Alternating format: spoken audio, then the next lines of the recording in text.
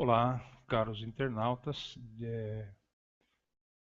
A quem interessar, nós vamos hoje tecer alguns comentários e dar algumas explicações neste hangout do que vem a ser exegese, hermenêutica, hermenêutica bíblica, homilia, homilética e pregação. Então vamos lá, a quem de interesse e divertir, ok? Exegese. Exegese é a interpretação profunda de um texto bíblico, jurídico ou literário. A exegese, como todos saberem, tem práticas implícitas e intuitivas. A tarefa da exegese dos textos sagrados da Bíblia tem uma prioridade e anterioridade em relação a outros textos, isto é, os textos sagrados são os primeiros dos quais se ocuparam os exegetas na tarefa de interpretar e dar seu significado à palavra exegese. E a palavra exegese é oriunda do grego exegeomai, né? Ex tem o sentido de retirar, derivar, extrair, externar, né? Exteriorizar, expor. E regeistai, o de conduzir, guiar. Por isso, o termo exegese significa, como interpretação, revelar o sentido de algo ligado ao mundo do humano, mas a prática se orientou no sentido de reservar a palavra para a interpretação dos textos bíblicos. Exegese, portanto, é a denominação que se confere à interpretação das Sagradas Escrituras desde o século II da era cristã. Orígenes, cristão egípcio, que escreveu nada menos que 600 obras, defendia a interpretação alegórica dos textos sagrados, afirmando que estes traziam nas entrelinhas de uma clareza aparente um sentido mais profundo. O termo exegese ficou ligado à interpretação alegórica, ensejando abusos de interpretação a ponto de alguns autores afirmarem ironicamente que a Bíblia seria um livro onde cada qual procura o que deseja e sempre encontra o que procura. Ser exegeta é contextualizar o que foi escrito com a cultura da época e extrair os princípios morais para o tempo presente. Hermenêutica. Hermenêutica é um ramo da filosofia que estuda a teoria da interpretação, que pode referir-se tanto à arte da interpretação ou à teoria e treino de interpretação. A hermenêutica tradicional, que inclui hermenêutica bíblica, se refere ao estudo da interpretação de textos escritos, especialmente nas áreas de literatura, religião e direito. A hermenêutica moderna ou contemporânea engloba não somente textos escritos, mas também tudo o que há no processo interpretativo. Isso inclui formas verbais e não verbais de comunicação, assim como aspectos que afetam a comunicação e como proposições, pressupostos, o significado e a filosofia da linguagem e a semiótica.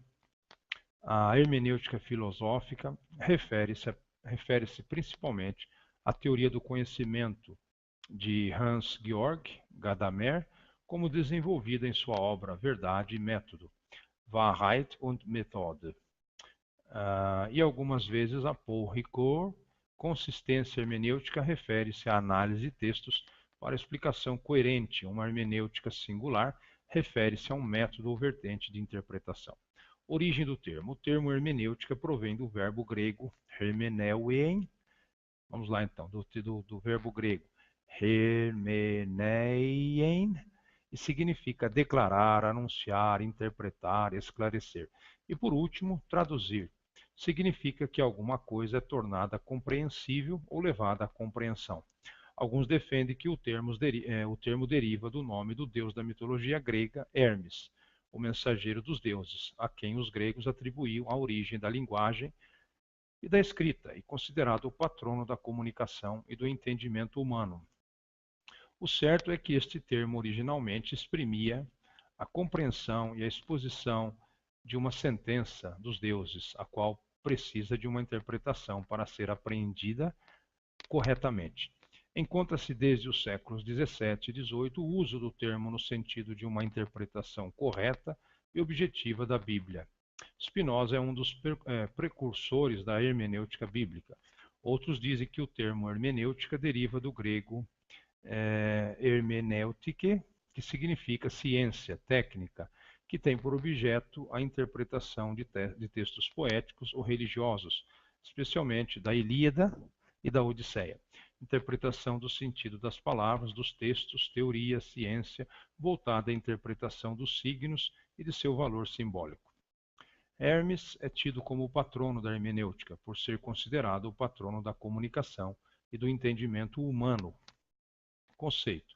Com Friedrich Schleiermacher, 1768 a 1834, no início do século XIX, a hermenêutica recebe uma reformulação pela qual ela definitivamente entra para o âmbito da filosofia.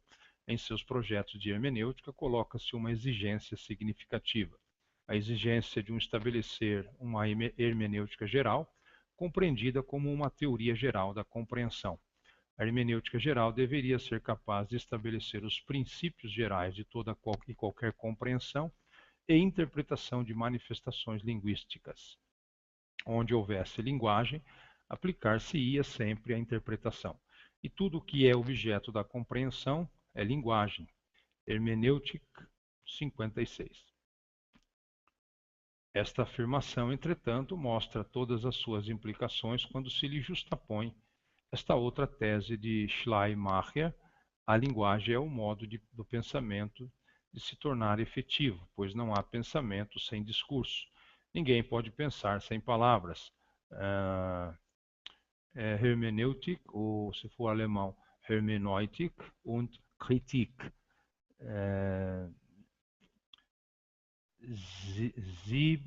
77. Ao postular a unidade de pensamento e linguagem, Ibiden, a tarefa da hermenêutica se torna universal e abarca a totalidade do que importa ao humano.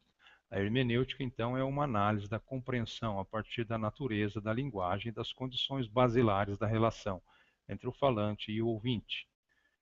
A Academia Rede 156.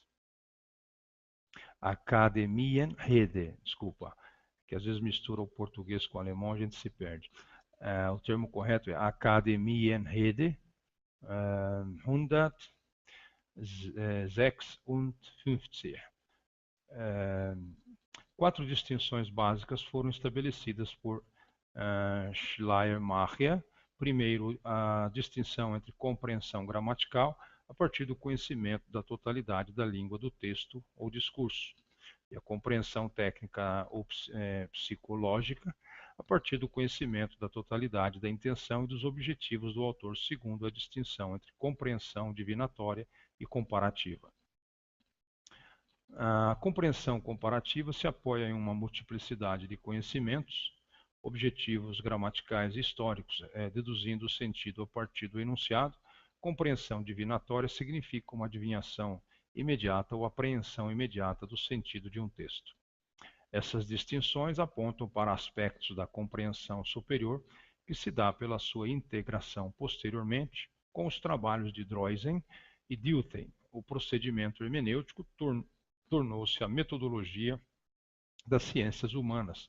Os eventos da natureza devem ser explicados, mas a história, os eventos históricos, os valores e a cultura devem ser compreendidos. Wilhelm Dilthey, primeiro a formular a dualidade de ciências da natureza e ciências do espírito, que se distinguem por meio de um método analítico esclarecedor e um procedimento de compreensão descritiva. Compreensão é a apreensão de um sentido, e sentido é o que se apresenta à compreensão como conteúdo.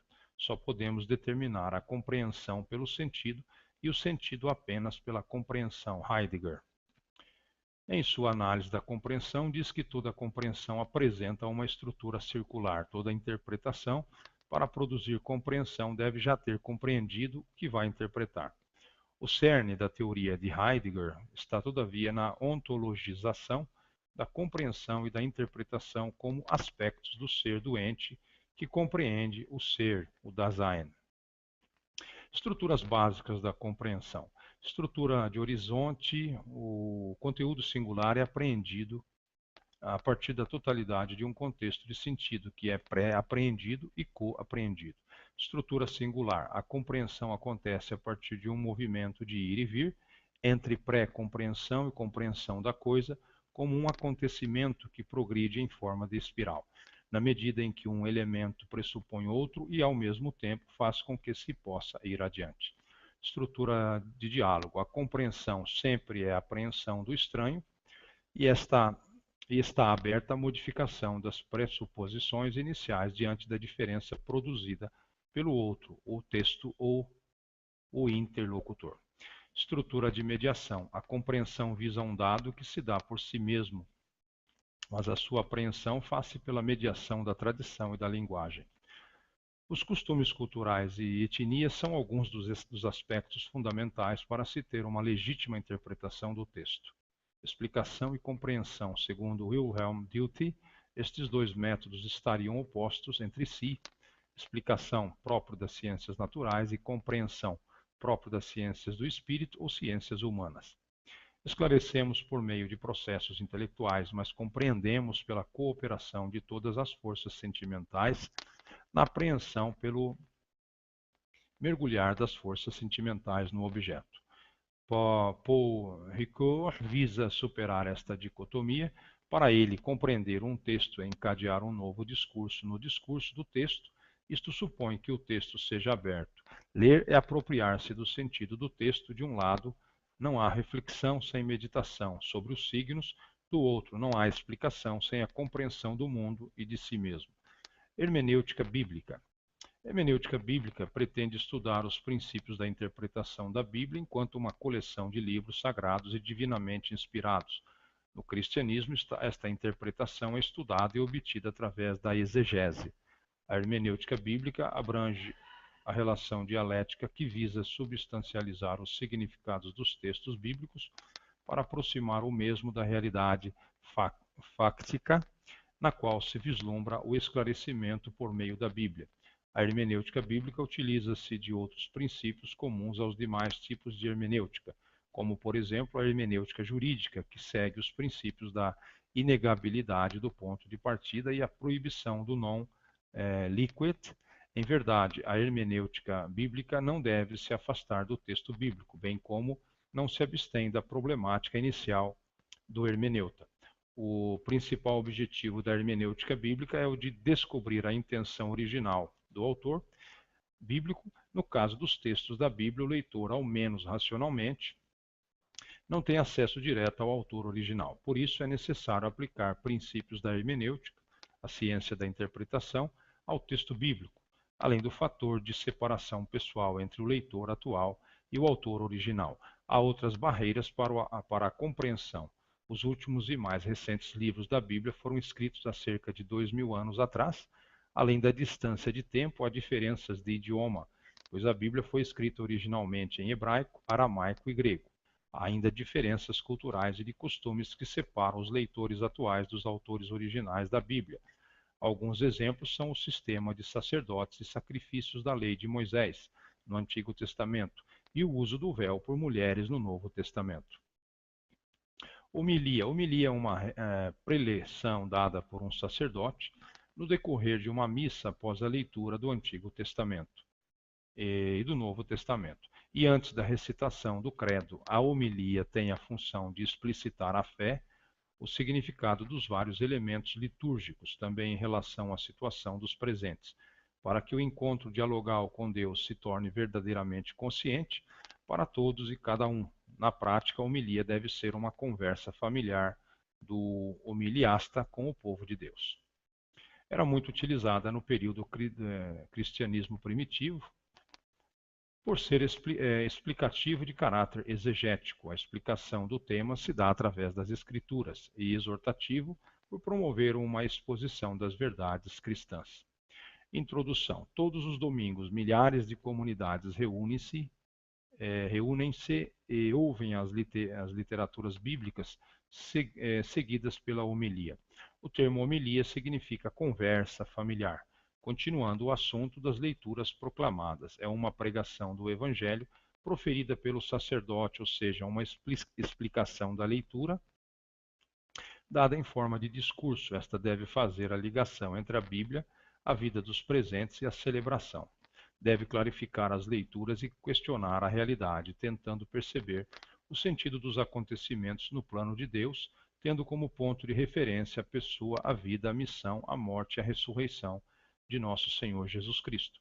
A homilia ou a partilha da palavra abre perspectivas, esclarece e mostra a presença e a ação de Deus dentro dos acontecimentos, mostra a graça e o pecado, a luz e as trevas, mostra como a história de Jesus se continua na nossa história, mostra a promessa de Deus se realizando aqui e agora.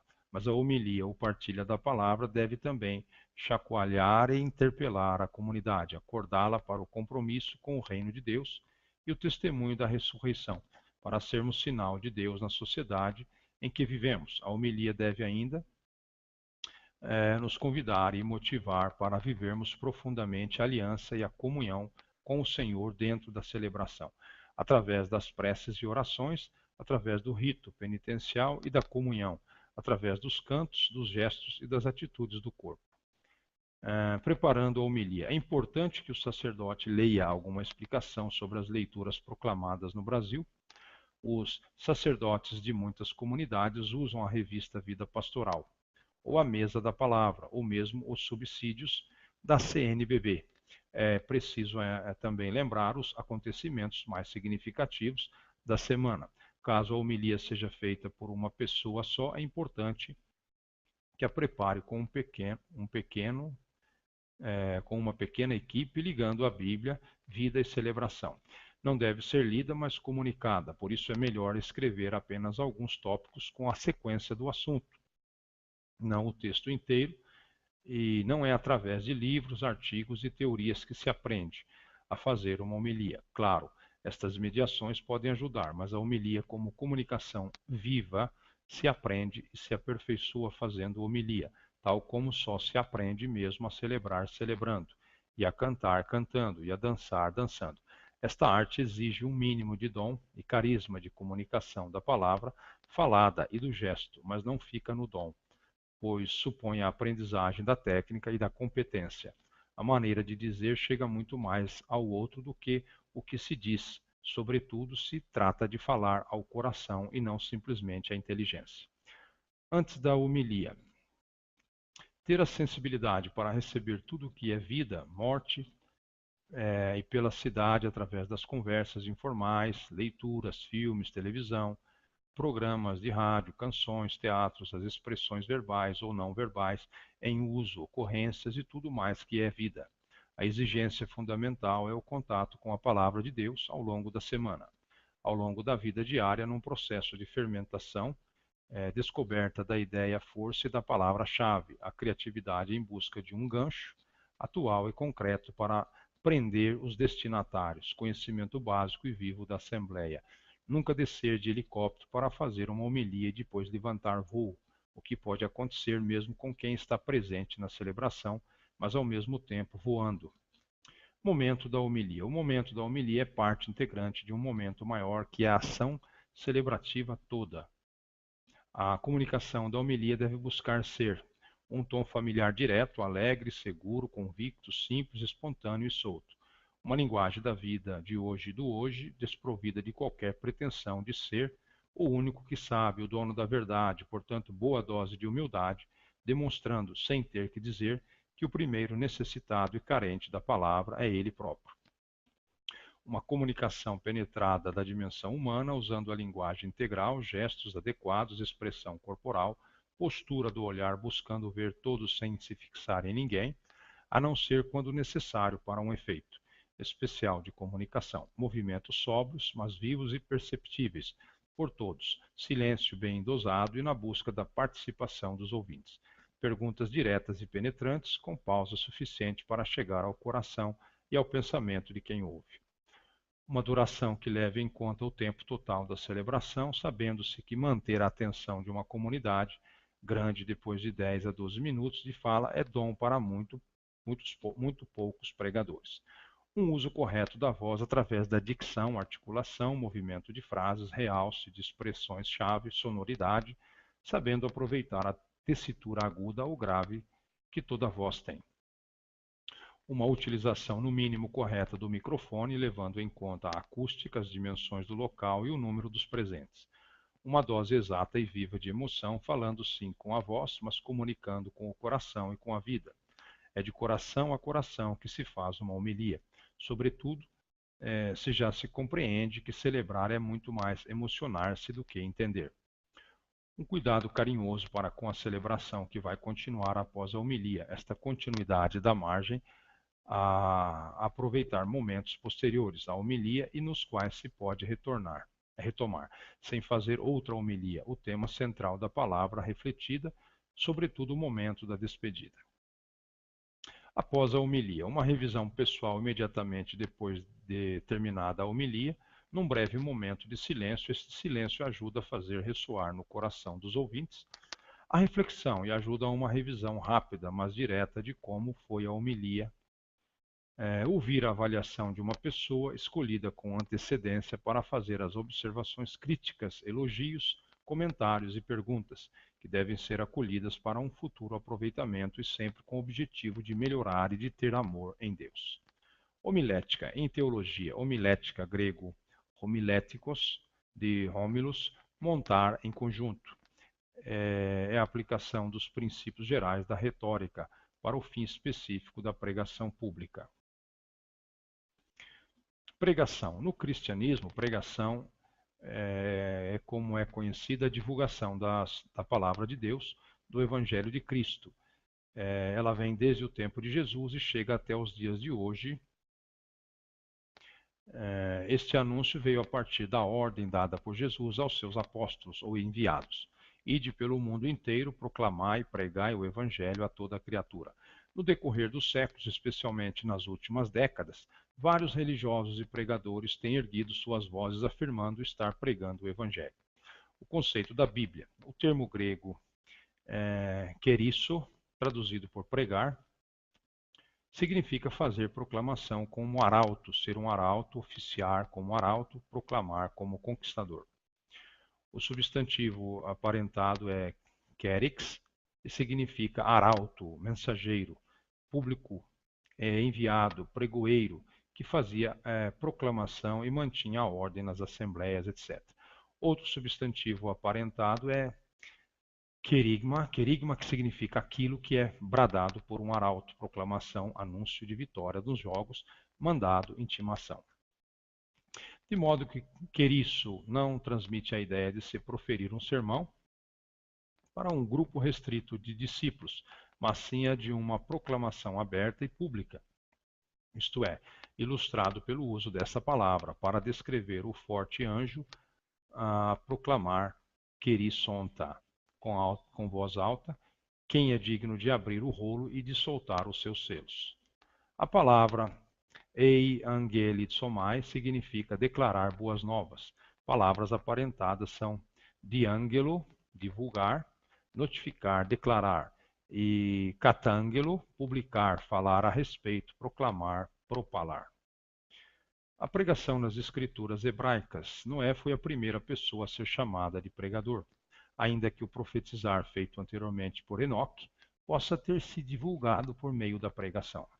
Pregar Noé antes do dilúvio evidentemente incluía uma chamada ao arrependimento e um aviso da vindoura destruição, como se vê da referência de Jesus ao fato de que as pessoas não fizeram caso. Segundo a Bíblia, após o dilúvio, muitos homens, como Abraão, serviram como profetas, proferindo revelações divinas. A proclamação de Jonas a Nínive ajusta-se bem à ideia transmitida por querigma, e ela é assim descrita. As escrituras hebraicas também apontavam para a obra de pregação que seria feita por Cristo Jesus e seus seguidores em Lucas 4, 16, 21. Jesus citou Isaías 6, 1, 2 como predizendo a sua comissão divina e a sua autorização para pregar. Também em cumprimento do Salmo 49, Jesus anunciou as boas novas, forma de baçar, de justiça na grande congregação. As escrituras gregas cristãs, embora fosse primariamente ativo nas reuniões desérticas, João, o batizador, fez a obra de um pregador ou mensageiro público, anunciando a chegada do Messias e do reino de Deus, aos judeus que viriam ao seu encontro, concitando-os ao arrependimento. Ao mesmo tempo, João atuou como profeta, instrutor, tinha discípulos e evangelizador. Jesus não permaneceu na região desértica de Judá depois de seu jejum de 40 dias ali, nem se isolou como quem numa vida monástica. Ele reconheceu que a sua comissão divina exigia uma obra de pregação e realizou-a publicamente em cidades e em aldeias, na área do templo, em sinagogas, em feiras e em ruas, bem como na zona rural. Jesus fez mais do que pregar, seu ensino recebe ainda maior ênfase do que a sua pregação. Ensinar, didasco, difere de pregar no sentido de que quem ensina faz mais do que proclamar algo. Ele instrui, explica, mostra as condições por meio de argumentos e oferece provas, de modo que a obra dos discípulos de Jesus, tanto antes como depois de sua morte, devia ser uma combinação de pregar e de ensinar. O tema da pregação de Jesus era: arrependei-vos, pois o reino dos céus se tem aproximado. Como um arauto oficial, ele alertava seus ouvintes para a atividade de seu Deus soberano, para uma época de oportunidade de decisão. Como fora predito por Isaías, Jesus não só trouxe boas novas e consolo para os mansos, para os quebrantados de coração e para os que pranteavam, e proclamação de liberdade aos cativos, mas declarou também o dia de vingança da parte de nosso Deus. Ele anunciou intrepidamente os propósitos, os decretos, as designações e os julgamentos de Deus perante os governantes e o povo. Depois da morte de Jesus. Depois da morte de Jesus, e notadamente a partir do Pentecostes, os seus discípulos deram prosseguimento à pregação, primeiro entre os judeus e por fim a todas as nações. Ungidos pelo Espírito Santo, reconheceram ser arautos autorizados e repetidas vezes informaram disso seus ouvintes. Fizeram assim como Jesus lhes dera um mandamento quanto a que dizer e a que falar. Quando se lhes ordenou que cessassem de pregar, a resposta dos discípulos foi: se é justo à vista de Deus, escutar antes a voz do que a Deus, julgai-o vós mesmos. Mas quanto a nós, não podemos parar de falar das coisas que vimos e ouvimos. Temos de obedecer a Deus como governante antes que aos homens. Esta atividade de pregação era parte essencial de sua adoração, um meio de louvarem a Deus, um requisito para obterem a salvação. Como tal, deviam participar nela todos os discípulos, homens e mulheres, até a terminação do sistema de coisas. Esses primitivos pregadores cristãos não eram homens de elevada instrução segundo os padrões seculares, tanto que o Sinédrio percebeu que os apóstolos Pedro e João eram homens indoutos e comuns.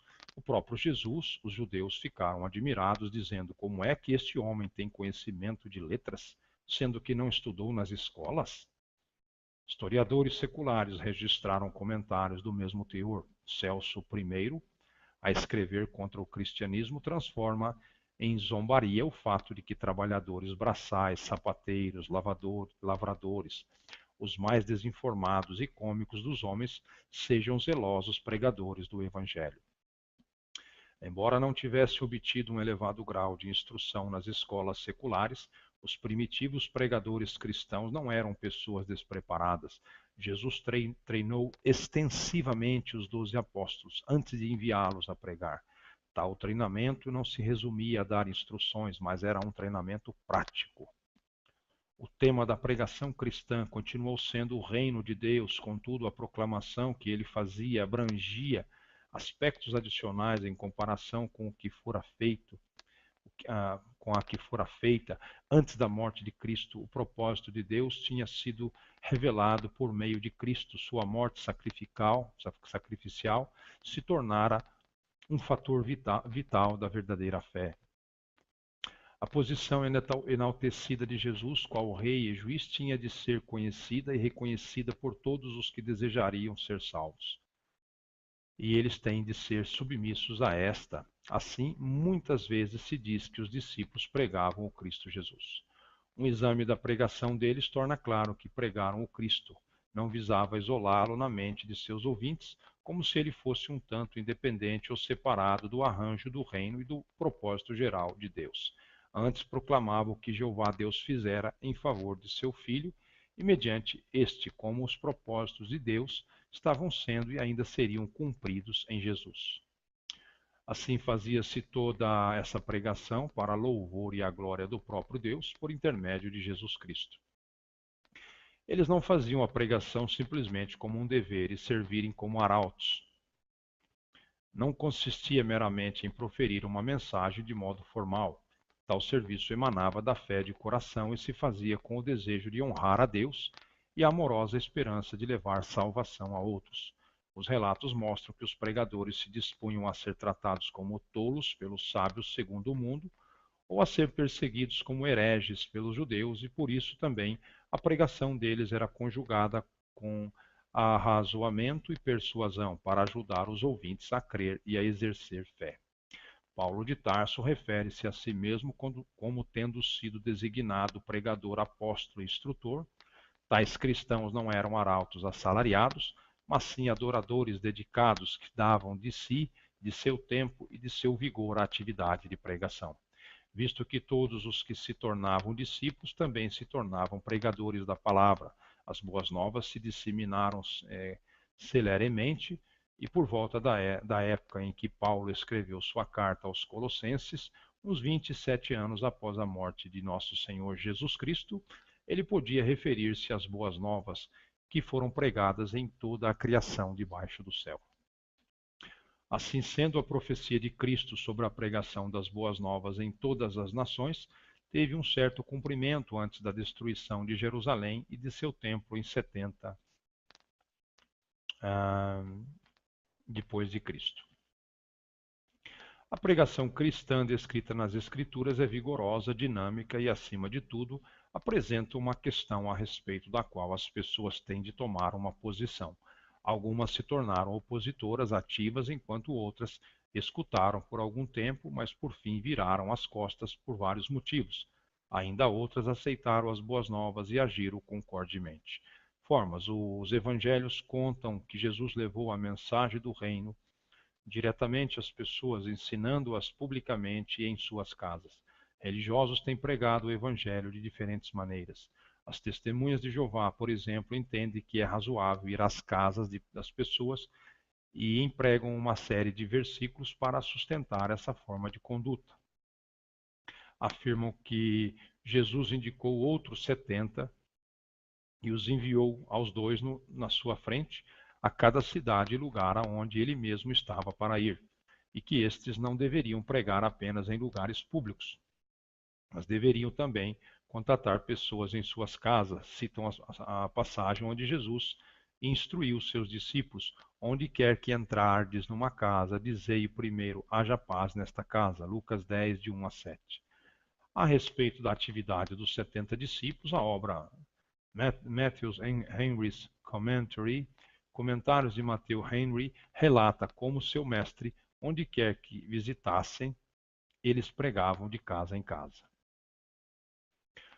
Nos dias que se seguiram ao Pentecostes, os discípulos de Jesus teriam levado as boas novas diretamente às casas das pessoas, embora se lhes ordenasse para parar de falar. O registro diz que cada dia no templo e de casa em casa continuavam sem cessar a ensinar e a declarar as boas novas a respeito do Cristo Jesus. Atos 5, 40 ao 42. Nota de rodapé de Atos 5, 42. Segundo a casa, kat oikon, aqui kata é usado como acusativo singular no sentido distributivo.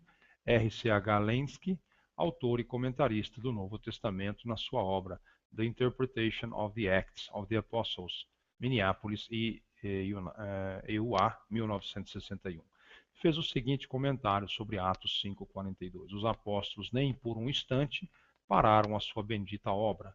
Cada dia eles continuavam, e isto abertamente, no templo, onde o sinédrio e a polícia do templo podiam vê-los e ouvi-los, e naturalmente também kata oikon, que é distributivo de casa em casa, e não meramente adverbial em casa. Segundo esta tradução, a expressão de casa em casa traduz o grego kata oikon, literalmente segundo a casa. O sentido da preposição grega kata é distributivo de casa em casa e não meramente adverbial em casa. Este método de alcançar as pessoas e ir diretamente às suas casas teria dado notáveis resultados. O número dos discípulos multiplicava-se grandemente em Jerusalém. Atos 5, 28.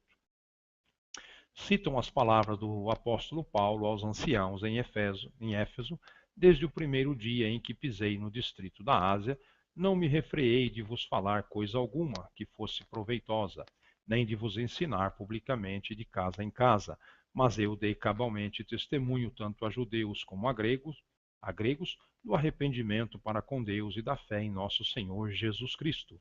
Atos 20, 18, 21 também. Em outras versões bíblicas, né, de outras traduções bíblicas. Segundo as testemunhas de Jeová, o apóstolo Paulo referia-se aqui a seus empenhos de pregar a esses homens, enquanto ainda eram descrentes, pessoas que precisavam saber a respeito do arrependimento para com Deus e da fé em nosso Senhor Jesus Cristo. Afirmam assim que desde o início de seu serviço missionário na Ásia, Paulo procurou de casa em casa pessoas de inclinação espiritual. Quando as encontrava, ele sem dúvida retornava às suas casas para lhes ensinar mais e, quando se tornavam crentes, para fortalecê-las na fé. Ainda citam o Dr. Archibald Thomas Robertson, teólogo americano, em seu livro Word Pictures in the New Testament, Quadros Verbais no Novo Testamento, que comenta o seguinte sobre Atos 20, 20, o segundo as casas, é digno de nota que este maior de todos os pregadores pregou de casa em casa e não fez de suas visitas meras visitas sociais.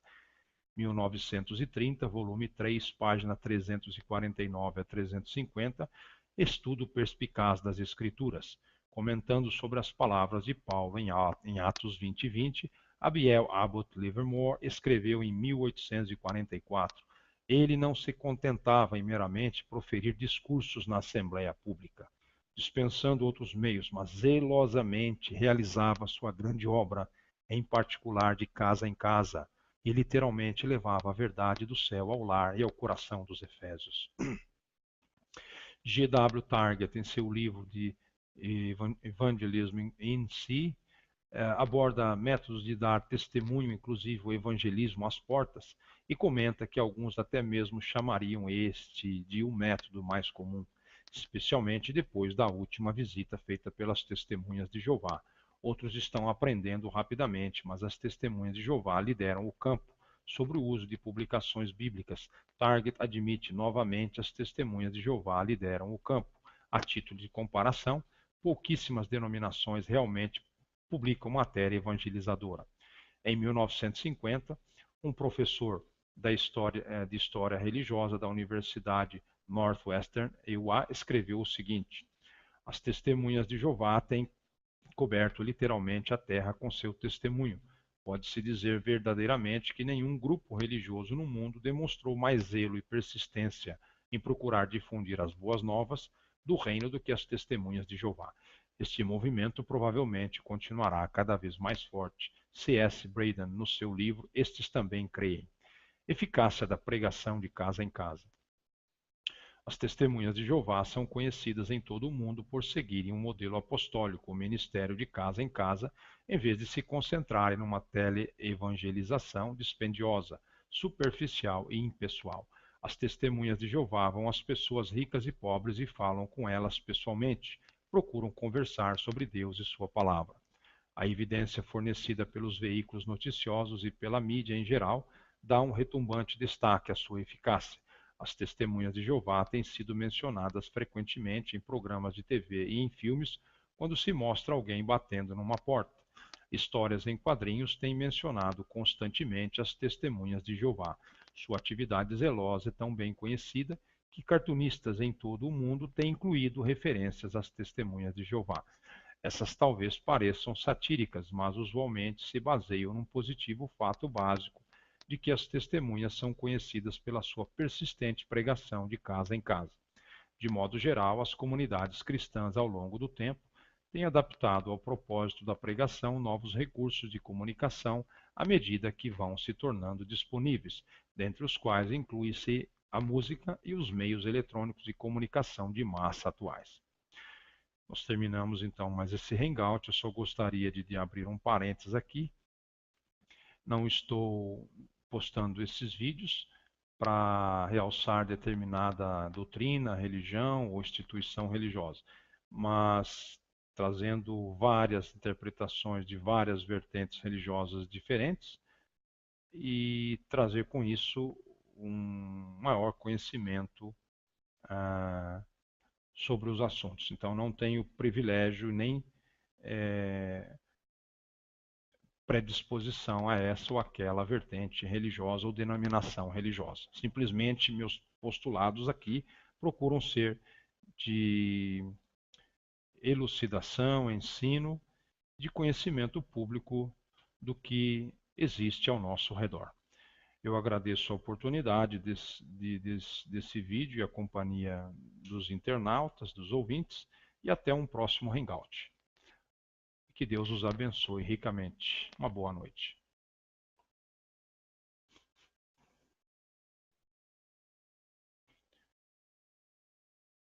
Moderna ou contemporânea engloba não somente textos escritos, mas também tudo o que há no processo interpretativo. Isso inclui formas verbais e não verbais de comunicação, assim como aspectos que afetam a comunicação e como proposições, pressupostos, o significado e a filosofia da linguagem e a semiótica. A hermenêutica filosófica refere-se principalmente à teoria do conhecimento de Hans-Georg Gadamer, como desenvolvida em sua obra Verdade e Método, Wahrheit und Methode. E algumas vezes a Paul Ricoeur. Consistência hermenêutica refere-se à análise de textos para explicação coerente. Uma hermenêutica singular refere-se a um método ou vertente de interpretação. Origem do termo. O termo hermenêutica provém do verbo grego hermeneuein. Vamos lá então, do verbo grego hermeneien, e significa declarar dos textos sagrados, afirmando que estes traziam nas entrelinhas de uma clareza aparente um sentido mais profundo. O termo exegese ficou ligado à interpretação alegórica, ensejando abusos de interpretação a ponto de alguns autores afirmarem ironicamente que a Bíblia seria um livro onde cada qual procura o que deseja e sempre encontra o que procura. Ser exegeta é contextualizar o que foi escrito com a cultura da época e extrair os princípios morais para o tempo presente. Hermenêutica. Hermenêutica é um ramo da filosofia que estuda a teoria da interpretação, que pode referir-se tanto à arte da interpretação ou à teoria e treino de interpretação. A hermenêutica tradicional, que inclui hermenêutica bíblica, se refere ao estudo da interpretação de textos escritos, especialmente nas áreas de literatura, religião e direito. A hermenêutica moderna.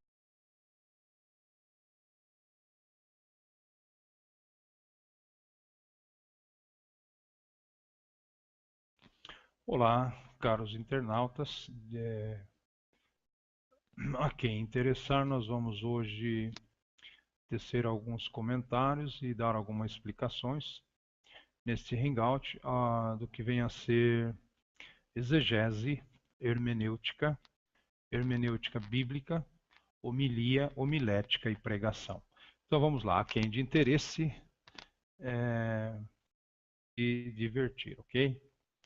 Exegese. Exegese é a interpretação profunda de um texto bíblico, jurídico ou literário. A exegese, como todos saberem, tem práticas implícitas e intuitivas. A tarefa da exegese dos textos sagrados da Bíblia tem uma prioridade e anterioridade em relação a outros textos, isto é, os textos sagrados são os primeiros dos quais se ocuparam os exegetas na tarefa de interpretar e dar seu significado à palavra exegese. E a palavra exegese é oriunda do grego exegeomai, né? Ex tem o sentido de retirar, derivar, extrair, externar, né? Exteriorizar, expor. E regeistai o de conduzir, guiar. Por isso, o termo exegese significa, como interpretação, revelar o sentido de algo ligado ao mundo do humano, mas a prática se orientou no sentido de reservar a palavra para a interpretação dos textos bíblicos. Exegese, portanto, é a denominação que se confere à interpretação das Sagradas Escrituras desde o século II da era cristã. Orígenes, cristão egípcio, que escreveu nada menos que 600 obras, defendia a interpretação alegórica para anunciar, interpretar, esclarecer. E por último, traduzir. Significa que alguma coisa é tornada compreensível ou levada à compreensão. Alguns defendem que o termo deriva do nome do deus da mitologia grega, Hermes, o mensageiro dos deuses, a quem os gregos atribuíam a origem da linguagem e da escrita, e considerado o patrono da comunicação e do entendimento humano. O certo é que este termo originalmente exprimia a compreensão e a exposição de uma sentença dos deuses, a qual precisa de uma interpretação para ser apreendida corretamente. Encontra-se desde os séculos XVII e XVIII o uso do termo no sentido de uma interpretação correta e objetiva da Bíblia. Spinoza é um dos precursores da hermenêutica bíblica. Outros dizem que o termo hermenêutica deriva do grego hermeneutike, que significa ciência, técnica, que tem por objeto a interpretação de textos